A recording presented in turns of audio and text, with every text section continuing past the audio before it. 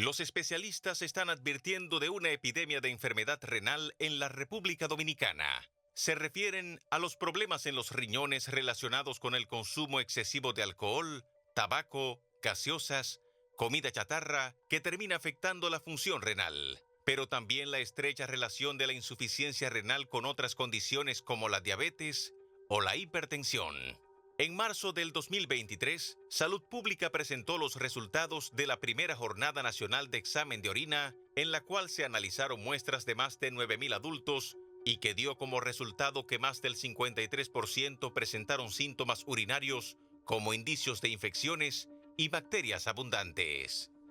De enero a julio del 2024, Salud Pública había reportado 5.987 episodios de insuficiencia renal aguda, lo que representa un incremento de 8.81% con relación al año anterior, siendo los hombres mayores de 60 años el grupo más afectado, pero no el único.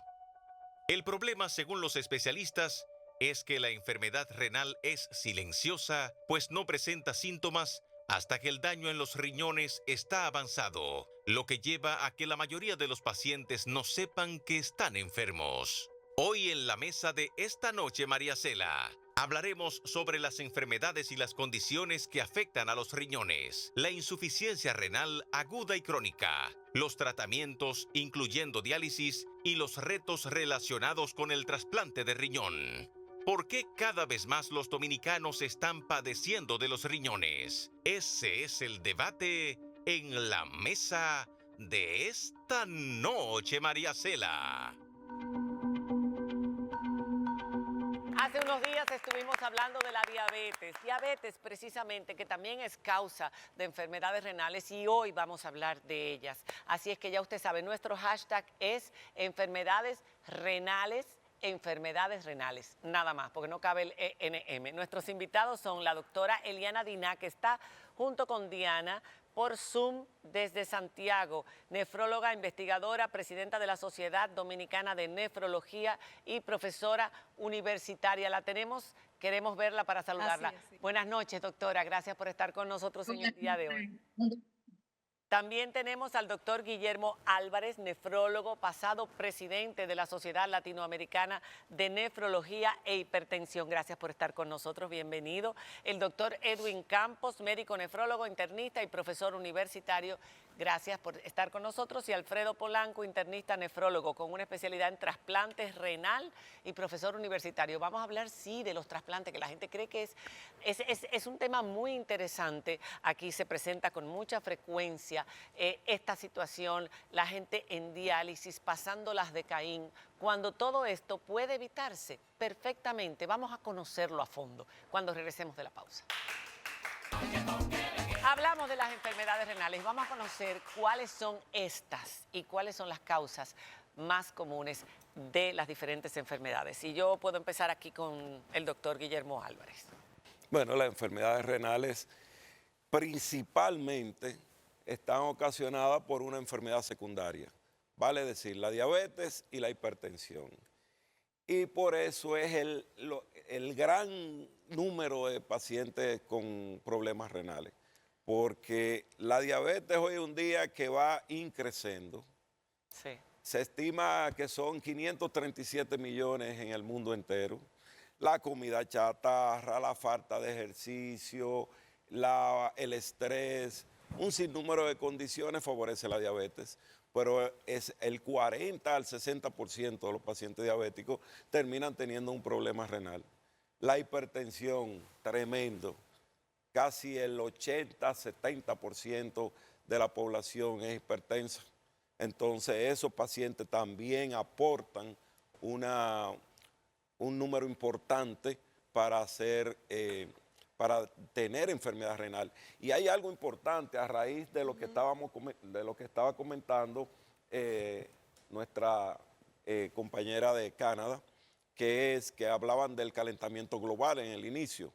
El calentamiento global hoy día se está posicionando como una causa de enfermedad renal. Oh, ¿Y por qué? Es porque produce deshidratación, claro. constante deshidratación, una Claro. deshidratación constante que lleva a las personas que viven en situaciones de mucho calor a fallo renal agudo, a seguidas, otro agudo, y al final termina en crónico. Y aquí- Aumento de piedras también, litiasis, que también puede ser una causa obstructiva de enfermedad renal crónica.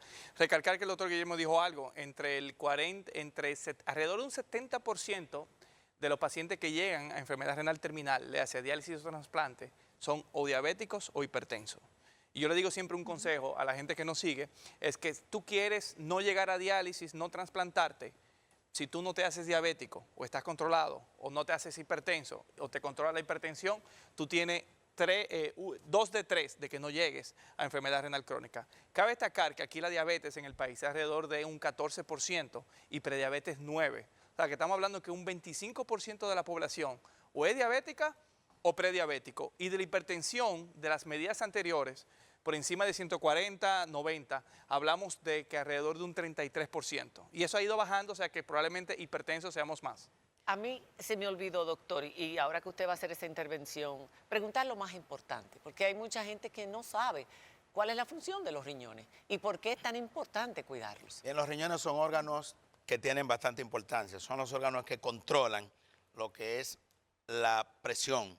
Por ejemplo, en un sentido, la mayoría de los pacientes que son hipertensos es por un problema de riñones. O sea, es un dato bastante importante. Pero también son los encargados de eliminar todos los tóxicos mediante la orina. Producen hormonas, producen enzimas. Por ejemplo, todos los pacientes con insuficiencia renal crónica tienen anemia porque no se produce la eritropoyetina, que el 90% se produce en los riñones. Manejan electrolitos como el sodio, potasio, calcio, magnesio, fósforo. Pero hay un dato importante, cuando estaba el doctor Guillermo Álvarez, que hay que recalcar, es que solamente el 10% de los pacientes con enfermedad renal crónica se diagnostican. Por ejemplo, a usted le preguntan, ¿tiene algún familiar diabético? Y usted va a decir, tengo 20. Le preguntan, ¿tiene algún familiar con enfermedad renal crónica? Y va a decir posiblemente 1. Pero sucede que tenemos en el mundo 537 millones de pacientes diabéticos, pero tenemos en el mundo 850 millones de pacientes con enfermedad renal crónica. Más. O sea que sobrepasamos el tope de pacientes con enfermedad renal crónica, pero ¿qué ocurre? Están subdiagnosticados. ¿Por qué? Porque solamente se diagnostica el paciente que va a diálisis. ¿Por qué? Porque nos llegan tarde a nosotros. O sea, estos pacientes generalmente nos llegan a nosotros cuando están en prediálisis, en la puerta de la diálisis. ¿Y qué cosa? El paciente dice... Quiero yo interrumpir bueno, ¿se escucha? Sí, Hola, buenas noches. Buenas noches. Quería interrumpir al doctor Polanco, porque nosotros tenemos un Día Mundial del Riñón que se hace en marzo, y es un día que se hace para hacer como un warning a la población de la detección renal temprana, para no tener que esperar diálisis. Pero nada mejor que este día de hoy, porque este día siempre es el mejor día. Así que llegue la voz, sin no gastarnos en trasplante, no gastarnos en diálisis, sino gastarnos en detección temprana, que la gente salga a buscar información de cómo están sus riñones, porque esperando un dolor no va a llegar. Y una cosita importante, cuando María Cela dijo de ¿para qué sirven los riñones? Yo no sé si tú has ido por ahí que dicen que le leyeron los miaos. Sí. ¿Cómo es? Le leyeron lo mío. ¿Te lo vio? El análisis de orina. Sí. Para tú saber cómo tú una gente, tú le haces un examen de orina y probablemente todo lo que esté medio alterado ahí te vas a ver. Entonces realmente la orina es muy útil, el examen de orina es muy barato, es muy fácil, donde quiera se hace, no es nada sofisticado. Y lo quería agregar a lo que estaba diciendo el doctor para la intervención temprana y la detección, que probablemente es lo más importante que quede después de este programa. Creo que también se puede hacer política pública fácil. ¿Por qué en los trabajos no se evalúa una vez al año la presión, la diabetes, un examen de orina? Por ejemplo, en los cambios de trabajo, cuando tú renovas tu licencia, llevar un examen de orina, que un médico, así como te chequean los ojos, te puedan chequear un examen de orina, un control de la diabetes, una toma de presión. Esas son cositas que pueden ayudar a una detección temprana y un tratamiento en el cual mejore no solamente los riñones, todos los otros órganos de la economía que se afectan por estas enfermedades. Hay una percepción en la población de me duele la espalda, eso me están doliendo los riñones, Ay, estoy mala sí. de los riñones. Sí. Pero, Un dolor en los riñones. sin que no embargo, cuando uno se documenta, lee que por ejemplo, cuando llega a unos niveles importantes, el riñón no presenta dolor, por lo menos en la parte inicial. Realmente, ¿cuándo duele y cuándo no duele el riñón? Y cuándo debemos, aunque de manera preventiva hay que hacerlo, pero cuándo yo puedo establecer que este dolor que tengo es un riñón o a veces es un dolor delantero y es el riñón. O sea, ¿cómo se puede establecer? La enfermedad renal es silente.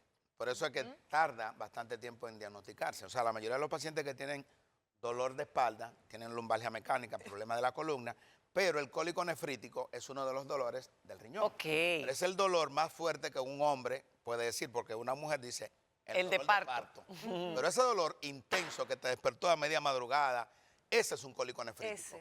Entonces, con respecto a los diagnósticos que estaba hablando hace un momentito, si nosotros hacemos un diagnóstico temprano de enfermedad renal crónica en los estadios principales, estadio 1, 2 o 3, nosotros podríamos retrasar la llegada a diálisis, que es lo que todo el mundo le tiene miedo, hasta 20 a 25 años. Pero ¿qué sucede? Y ahí vamos al tema. La enfermedad renal crónica no da síntomas hasta que está bastante avanzada. Por eso el paciente diabético simplemente tiene la glicemia en 200, en 300, en 400. El hipertenso tiene la presión en 200 sobre 120, no tiene sintomatología. Pero esa diabetes y esa hipertensión le van a ir dañando poco a poco los riñones. Sin él darse cuenta. Sin darse cuenta. Y al cabo de años, 3, 4 años, 5 años, ya ese paciente, la creatinina alta, tiene proteinuria, es decir, tiene una orina espumosa, y ya cuando nos lo envían a nosotros es bastante tarde. Por ejemplo, nosotros tenemos menos pacientes en terapia de sustitución renal, es decir, en diálisis, que muchos países del mundo, y cualquiera dirá que somos mejores porque tenemos menos pacientes en diálisis. Es porque nos llegan tarde. Y en la medida en que el paciente nos llega tarde, la mortalidad aumenta en los primeros años de diálisis. Yo quiero apuntar dos cosas. Diana quería preguntarle una cosa. Sí, Un momentito. yo quisiera saber la diferencia entre la insuficiencia renal aguda y la crónica, y si es reversible la insuficiencia renal. Bueno, la insuficiencia renal aguda por definición es de reciente instalación. Eso va de días a meses, no debe durar más de 3 meses y es reversible. Por eso se define como aguda.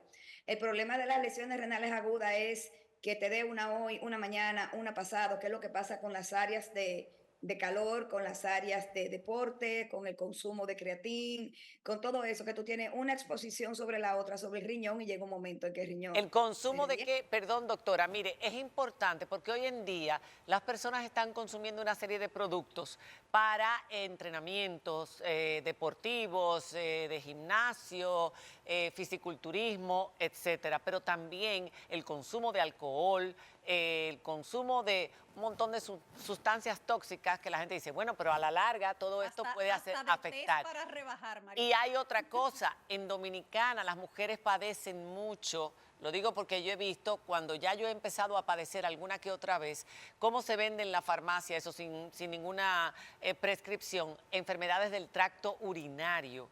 Y que son más frecuentes después de los 60 años y que yo tengo entendido que también pueden afectar el riñón. Vamos a hablar de cuáles son todas esas cosas que pueden afectar el riñón, que no es nada más, yo no tengo enfermedad, yo no soy hipertensa, yo no tengo diabetes, o sea que ese no es un tema que me preocupa. En la introducción se planteó de que se realizó un estudio, que Salud Pública realizó un estudio y donde el 53% salió con diferentes síntomas urinarios. Entonces, ahí entran 2 enfermedades que también afectan el riñón. Una son las infecciones y otra son las piedras.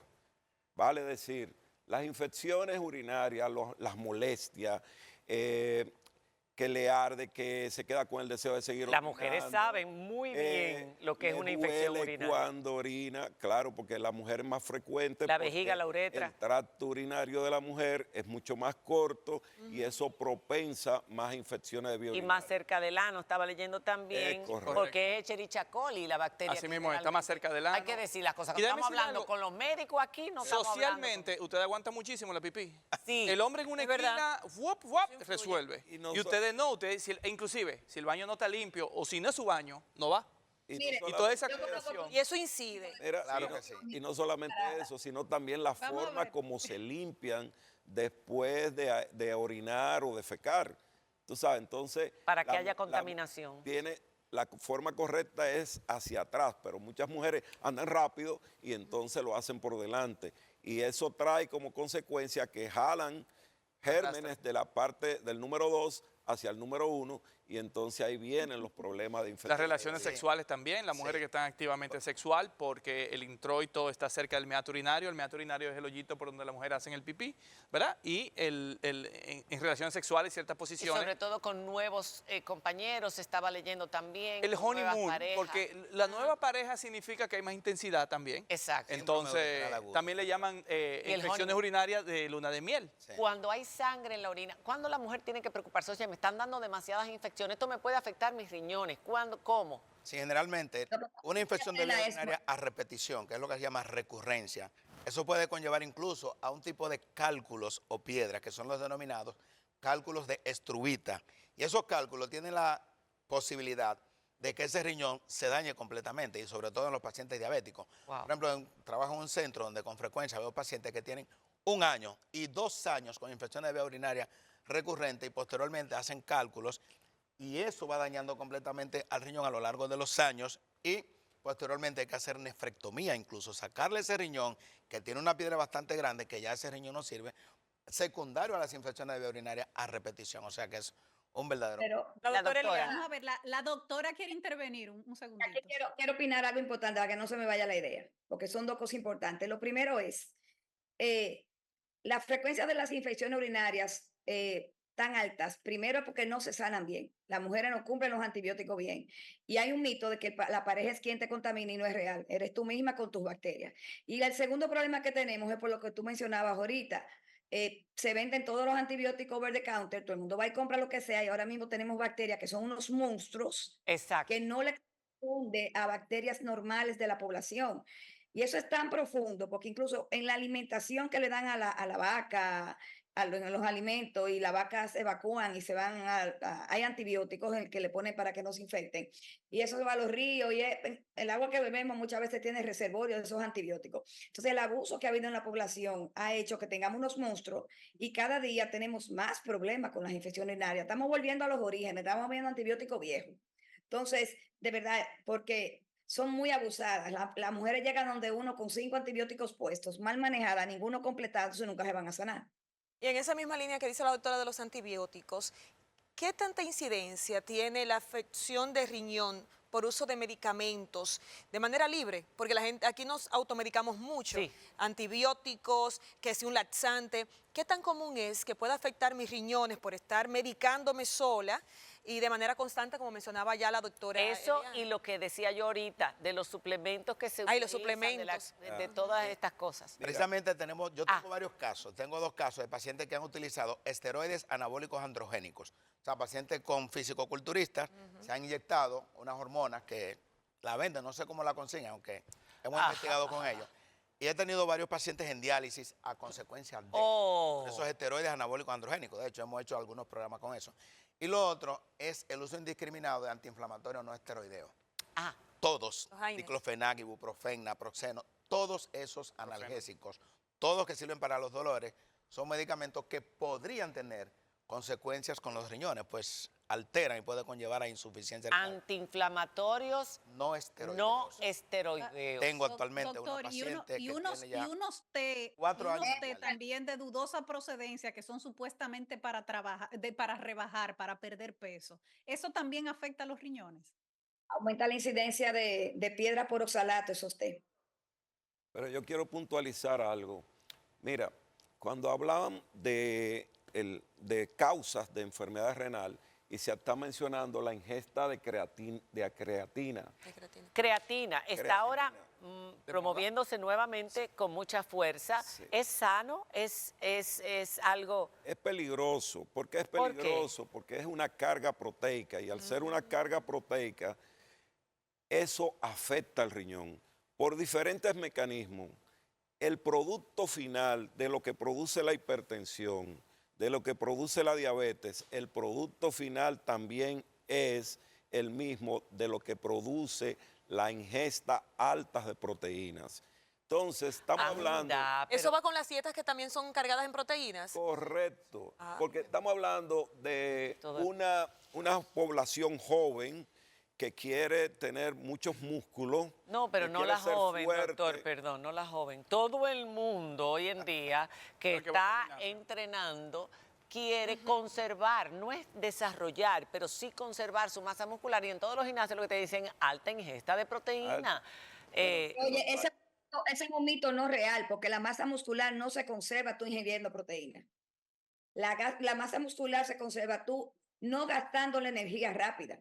Si no hay forma que uno se lo explique. Por ejemplo, los ciclistas de alto rendimiento, los que están en los maratones, lo que consumen es carbohidratos, porque es energía rápida. Tú no consumes masa muscular. Quien te hace la masa muscular o te la preserva Doctora, es el trauma. usted tiene que repetir eso despacio. santo. Espérese. Una de entonces las misconcepciones, los errores que se cometen en los gimnasios, es decir, tú no te puedes poner a hacer cardio porque ese cardio te va a consumir la masa muscular. A cada rato te dicen consumir la masa muscular para conservarla, para desarrollar músculo, ingesta de proteína, lo que te corresponde por tu tamaño, tu peso, etcétera. Entonces, y por edad, que Sí, con la edad hay se va dos perdiendo. cosas, hay dos cosas. Vamos a aclarar esto bien, que hay mucha gente que hoy en día está haciendo ejercicio y es que bueno. Qué bueno, y quiere estar en la mejor condición física, qué bueno, pero que no vayamos entonces a dañarnos la salud. Correcto. Existe la sarcopenia. La sarcopenia es la pérdida de la masa muscular. A partir de los 40 comenzamos a perder la masa muscular. La forma mejor de retenerla es haciendo ejercicio de resistencia. Levantamiento de pesas, lagartijas, sentadilla, resistencia. Si usted corre, hace bicicleta o ese tipo de ejercicio, no mantiene adecuadamente la masa muscular. Pero si no ingiere la cantidad de proteína Eso es lo primero. necesaria, ¿se La- puede lograr eso haciendo ese tipo de ejercicio? Sí, o sea, sí, realmente las necesidades básicas del organismo es 1 miligramo por kilogramo de peso. Léase, una De persona... proteína. De proteína. Una persona con 70 kilos, que es el libro de Guyton, como nosotros decimos, de medicina, que son 150 libras, necesita 70 gramos de proteína. Eso es un mule pollo, prácticamente. No necesitamos, y estamos hablando de proteína animal. Así es. Doctora, así decía. mismo. No, que eso es una pechuga de pollo y un yogur. Exactamente, y no se la... no- ¿Quién te da la masa Yo estoy muscular? consumiendo proteína de más. El tema es el siguiente. Y los María Cela. suplementos de proteína María Cela, y los de creatina. El tema es el siguiente. Mire, de desayuno usted tiene 5 huevos o 10 huevos. Hay chicos que llegan a la 6 consulta. huevos. Hay personas que llegan a la consulta que te dicen, yo ingiero una docena de huevos. 2, Ay. yo ingiero mucha carne. O sea, Pero más de- todos, más de todos. Más de 12 onzas de carnes. Entonces, Los ingiere hombres, la sobre creatina, los suplementos proteicos. Entonces, eso se convierte en una alta tasa de proteínas, una alta ingesta proteica, que lo que va a hacer es aumentar la presión dentro del riñón y provocar que el riñón se vaya afectando. Ese es un punto que es perjudicial a la salud. El abuso de la ingesta proteica. La ingesta proteica es necesaria, sumamente necesaria. Sí. Pero abusar de ellas en Todo en altas exceso. cantidades no va. ¿Por qué no va? Porque produce enfermedad renal. Y lo otro, con los ejercicios. Hay que hacer ejercicios, pero con cuidado, con medida. ¿Por qué? Porque el ejercicio extenuante, intenso, puede provocar rotura de fibras musculares y de esa rotura de fibras musculares salir una sustancia que se llama la creatinfosfoquinasa, que va al riñón, tapa los túbulos y entra en una enfermedad renal aguda o una insuficiencia renal aguda. Por ejemplo, no sé si ustedes recuerdan algunos casos de militares nuevos, policías, que han entrado a la Con el academia entrenamiento y que fuerte. periódicamente, claro, hace alrededor de unos cuantos años que no Sí. veo, pero sí ha ocurrido que esos Es jóvenes colapsado. militares de 18 años los sometan a ejercicios extremos bajo el candente sol, con poca hidratación, y hacen una rhabdomiólisis. Y de hecho ha habido pacientes que hemos tenido que dializar. A mí me ha correspondido también dializar a jóvenes. El último que me correspondió tenía 21 años de edad. Ay, Dios Duró santo. 4 horas haciendo ejercicios extremos y llegó con la creatinina en 12. A ver. Por suerte, con 2 sesiones de diálisis, el paciente Se se recuperó. Ahora, ¿qué ocurre? Ese paciente hizo una insuficiencia renal aguda, pero los pacientes que hacen insuficiencia renal aguda tenemos que darles seguimiento por lo menos durante un tiempo, un año. Y esos pacientes nunca volvemos. No sabemos qué porcentaje de daño renal tuvo ese paciente. Claro. No sabemos, ese joven de 21 años, cómo estará cuando tenga 30 años. Entonces, esos son los casos que actualmente, por ejemplo, el paciente puede estar ahora mismo que no tiene nada, pero de repente, cuando alguien le toma la presión, tiene 26 años, el paciente ahora mismo 24, la tiene alta y va, por ejemplo, a un sitio, le da un medicamento para la presión, pero no investigan que la causa de esa hipertensión arterial es un daño renal. Si nosotros lo detectamos... Polanco, que te interrumpa, es importante recalcar unos punticos para que la idea no se quede en el aire. Los suplementos de vitamina, proteína, energía, no conservan músculos. No lo conservan. Es decir, lo que conserva el músculo es el ejercicio. Para salud cardiovascular y para estar vivo y para estar sano, se necesitan 40 minutos, 5 días a la semana, no un maratón, no 4 horas toda la semana. Eso es importante porque no nos podemos pasar desde lo que es una lesión saludable a una lesión adictiva. Porque no se consume músculo, doctora, porque esa frase, eso consume masa muscular, vas a perder masa muscular haciendo este tipo de ejercicio X o Z. No pasa eso. Si tú quieres conservar masa muscular, tú tienes que hacer ejercicios de resistencias, las pesas. Las pesas. ¿De acuerdo? Exacto. Las pesas. Porque se recomienda esto, hacer una combinación pesas aeróbicos, porque los aeróbicos son los que dan beneficio cardiovascular. Las pesas no te dan beneficio cardiovascular. Entonces, por eso uno le dice, usted hace una combinación, un día usted hace aeróbico, otro día usted hace esto. Pero recuerden que el ejercicio sube las endorfinas, que son hormonas que te dan sensación de bienestar, es tan adictivo como el juego. Sí. Díganle a un ciclista que deje de montar bicicleta. Sí. Quiero apuntar dos cosas. Con el doctor Polanco, que eso de la parte, y que dijo el doctor también Guillermo Álvarez, de la rhabdomiólisis, muchas veces sucede en personas no entrenadas. O sea, que si tú puedes montar de aquí a Pedernales sin problema, siempre y cuando tú lo hayas hecho y hayas entrenado tu cuerpo para eso. Y te hidrates. Y te hidrate constantemente, porque maratonistas duran 4, 5 y 6 horas corriendo y no necesariamente llega a un punto de rhabdomiólisis a necesitar diálisis, esa es la falta de entrenamiento. Eso es lo primero. Y lo segundo, el exceso de proteínas, por lo general, uno como ser humano, si los riñones están bien, la puede tolerar. El problema es el exceso por mucho tiempo. O sea, que usted se tome un scoop de proteína, que tú te tomes un scoop de proteína o tomes barra de chocolate, de proteína o de lo que sea, no te va inmediatamente a causar un daño. Pero hay gente siempre y cuando tu riñón funcione. Hay gente que lo hace como parte de su dieta, las proteínas ingesta en la mañana, la proteína en la noche, más la proteína que se come natural, el pollo, los huevos, la carne. Eso viene un mito de esa gente que son fisicoculturistas, que pesan 250 libras de puro músculo. Bueno, ahí estará una legión de entrenadores regados con lo que se está diciendo aquí. Sus necesidades de proteínas son mayores que la población general. Mira, pero hay un dato bastante importante de que casi no le damos tanta importancia a algo que es tan barato, que es un simple examen de orina. O sea, con ese examen de orina que ustedes vieron que la jornada que hizo Salud Pública fue básicamente el examen de orina. Con ese simple dato podemos detectar proteína en la orina. Y ya cuando un paciente tiene proteína en la orina, tienen que mandarlo rápidamente porque tiene problemas hay algo importante. Usted mencionaba ahorita, bueno, creo que ambos, la parte de jóvenes con enfermedades renales. Y nosotras, bueno, Diana, Maricela y yo estuvimos viendo información de inclusive un estudio que habla de cómo ha aumentado la incidencia de enfermedades renales en jóvenes en República Dominicana. Nos gustaría saber cuál es el factor que está incidiendo, por qué hay un aumento en los jóvenes. ¿Tiene que ver con el estilo de vida? ¿Tiene que ver con factores genéticos, con enfermedades secundarias, como mencionaba al inicio? ¿Qué está pasando y cómo podemos prevenirlo? O lo que están ingiriendo. Cuando regresemos de la pausa, continuamos con este tema y sus comentarios o preguntas los puede hacer a través del hashtag enfermedades renales en nuestras redes sociales, tanto Instagram como Twitter. Bueno, anteriormente Twitter, ahora X. Ya regresamos.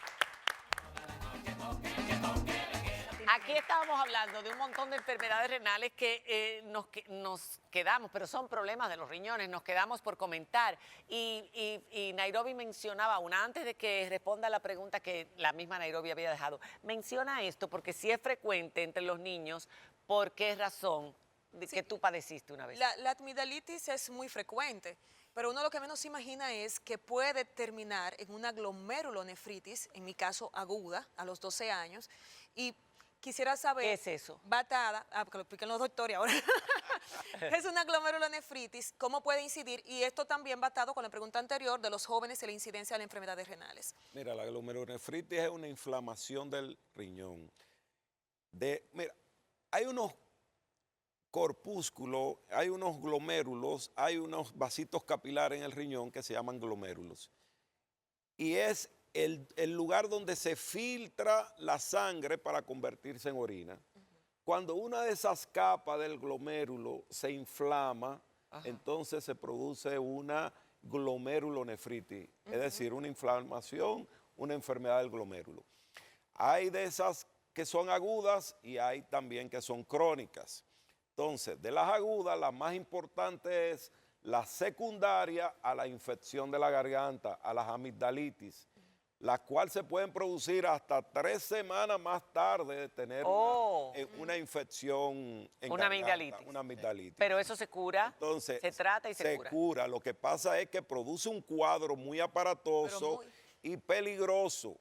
Tú tenías 12 el años. Paciente, el niño se inflama, le sube la presión, Ay, Dios deja de orinar, mío. oscuro, puede orinar oscuro, el líquido se le puede ir para el pulmón, hacer una edema agudo del pulmón y decirnos bye bye. Entonces, para que eso no ocurra, debemos tratar a tiempo las amigdalitis. Las madres tienen que estar pendientes de sus niños para llevarlo y darle su tratamiento antibiótico. Han aumentado las enfermedades renales en los pacientes jóvenes en República Dominicana, como se advirtió el año pasado en la Universidad Autónoma de Santo Domingo. Sí, han aumentado, pero hay algo más importante posiblemente, y es que hay más nefrólogos y estamos haciendo más el diagnóstico de enfermedad renal. Entonces, pero entre jóvenes, la población joven. Sí, claro, población jóvenes, nosotros hemos encontrado más pacientes. Cada día, por ejemplo, usted va a la unidad de diálisis, yo que soy uno de los más viejitos, anteriormente eran ancianos o pacientes más de 60 años que estaban en las unidades de diálisis. Ahora usted va y usted ve en 15 pacientes que están dializándose, usted va a ver, por ejemplo, que están por debajo de 30 años, va a ver prácticamente casi el 40%. Wow. Mira, somos más ¿Y eso a qué se debe? Somos más hipertensos, somos más diabéticos, cambio global, dijimos más calentamiento global, falta de deshidratación, juca, cigarrillo, drogas, todo eso influye. Hay muchos cocainómenos que caen temprano en ese tipo de cosas, ya sea por daños de cardíacos o por la cocaína per se, afecta directamente el riñón, y todo eso en personas jóvenes sí se ve afectado. La media del último censo de los pacientes en diálisis fue de 54 años. Anteriormente se pensaba que era mucho mayor, 60, 70, 54 años la media. No todo el que está en diálisis está condenado a vivir de diálisis hasta que se le haga un trasplante o morir, así. La diálisis a veces es para curar. En caso agudo, sí, Dina quiere hablar. ¿En caso agudo o no? Aclaren. La diálisis no cura. O sea, si tenemos un paciente con una insuficiencia renal aguda, tenemos que tratar la causa que está conllevando a esa insuficiencia renal aguda. Mientras tanto, estamos dializando a ese paciente. Una vez remitida la causa, ya ese paciente puede volver a su estado normal. Ahora, el paciente con insuficiencia renal crónica tiene el chance de tener un trasplante, que eso sería lo ideal para Hablemos de los trasplantes. Son 2 riñones. Mucha gente dice, bueno, yo pierdo un riñón, para eso son 2, porque son tan importantes que por eso pusieron 2. Me quedo con uno y puedo vivir una vida saludable con un riñón. Sí, perfectamente Antes de normal. mencionar los trasplantes, María Cela, hay que recalcar que tenemos 2 tipos de diálisis. Lo que es hemodiálisis, que es la diálisis que todo el mundo conoce con la sangre, y la diálisis peritoneal, que es una diálisis que se hace con un catéter a través de la barriga y se hace en la casa. Lo recalco porque Dominicana ahora mismo es un modelo latinoamericano en diálisis peritoneal con uno de los mejores programas. Realmente tal vez México o Colombia nos llevan un poquito. Y ahora mismo Dominicana, incluso es un programa del Ministerio de Salud, es un programa que tiene un incremento y una mejoría de la sobrevida. Y el doctor Campos presentó un trabajo en el congreso que tuvimos el fin de semana pasado, donde documentó cómo los pacientes en diálisis peritoneal se retomaban a su trabajo y a su vida más que los de hemodiálisis. Quise hacer la salvedad porque la gente piensa que diálisis nada más es la máquina. Ya, ok. Entonces, hablábamos... Se puede vivir perfectamente con un riñón. De hecho, hay lo que se llama donante vivo relacionado. O sea, yo puedo donar un riñón a cualquier pariente. Lógicamente, tienen que hacerme todos mis estudios del lugar pertinentes para ver que sea una persona completamente sana. Y hay pacientes que nacen con un solo riñón. De hecho, hoy me tocó ver a un paciente que estaba muy alarmado, 29 años de edad, con su tomografía, porque tiene un solo riñón. No te preocupes, tú puedes vivir perfectamente con ese solo riñón. A los pacientes se les trasplanta es un solo riñón. O sea, no son dos riñones. Aún sea receptor de donante de cadáver, se le trasplanta un solo riñón. Y con eso puede... Si el otro está malito, funciona el que se acaba de trasplantar, si funciona. No, porque cuando un paciente se elige para trasplante es porque los dos riñones están dañados. Pero por eso digo, se le pone un riñón, pero no es que se le sacan los dos. No, para nada. Por eso digo, se queda el riñón y se le pone uno que funciona correctamente y el otro se queda... Su par de riñones, lamentándolo mucho, se quedan ahí deteriorándose hasta un momento que colapsan, pero el riñón trasplantado, el que hace la función por esos dos viejitos que ya no En sirven. República Dominicana... En el caso, María Cela, en el caso de que no consiga un pariente que sea compatible, que pueda donarle un riñón, ¿cómo está la lista de espera para trasplante de riñón en República Dominicana? La lista de espera actualmente anda como con 400 personas. Recientemente se ha incrementado la donación cadavérica, eso es importante. Qué bueno. Porque eso no depende de nosotros. Quería recalcar, estamos mejorando en trasplantes. Realmente esto de verdad es una lucha titánica. Ya eso te contactaremos para un programa aparte. Pero no quería dejar de mencionar que el sistema de seguridad social dominicano cubre todo lo que es diálisis, tanto hemodiálisis, diálisis peritoneal y trasplante. Esto es muy importante porque todavía la gente anda pidiendo para trasplante y haciéndose el drama y creando una cuenta de banco para donaciones. Y eso no. La cobertura de un trasplante ahora mismo de la Seguridad Social es 3.5 millones de pesos. Wow. Entonces realmente se está moviendo. Ok, para cerrar. Y encima de eso, el programa de alto costo del Ministerio de Salud Pública aporta un sinnúmero de medicamentos necesarios para que el trasplante sea exitoso. Por tanto, mientras más inversión en trasplante, mejor van a ir los trasplantes. Y eso está ocurriendo. Para cerrar, recomendaciones a la población. Ya se nos acabó el tiempo, doctora. Ahora tenemos que recomendar, para cerrar, cada uno de ustedes. Bien, si usted es diabético, si es hipertenso, es importante que muchas veces tienen que esperar a que lo refieran a un nefrólogo. Vaya al nefrólogo, porque es importante hacerse ese pesquisaje que si no se hace a tiempo, el paciente va a llegar rápidamente posiblemente a una enfermedad renal crónica. Pero si se hace con tiempo, se podrían utilizar medicamentos, que es mucho mejor que un trasplante. ¿Aún esté controlada la hipertensión o la diabetes? Aún esté controlada. Lo que ocurre es que hay medicamentos que nosotros conocemos bastante bien, que no solamente es controlar presión, controlar diabetes, es controlar presión con un medicamento que te disminuya lo que es muerte cardiovascular.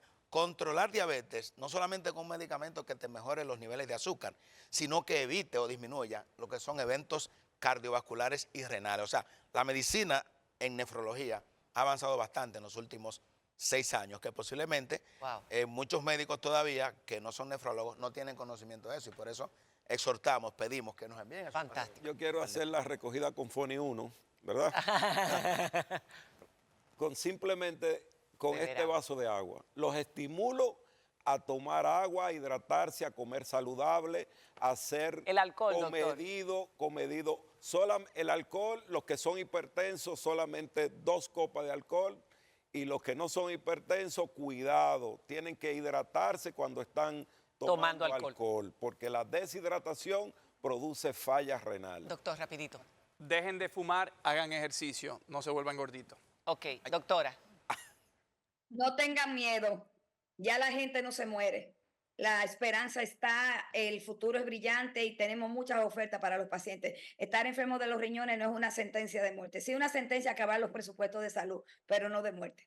Muchísimas gracias a todos ustedes por esa participación y a ustedes por estar ahí del otro lado. Gracias, Diana, un besote allá a Canadá y nos vemos mañana con otro contenido igual de interesante. Yo espero que esto les haya interesado, pero no todo es política y la salud es tan importante. Cuidémonos. Un beso. Hasta mañana.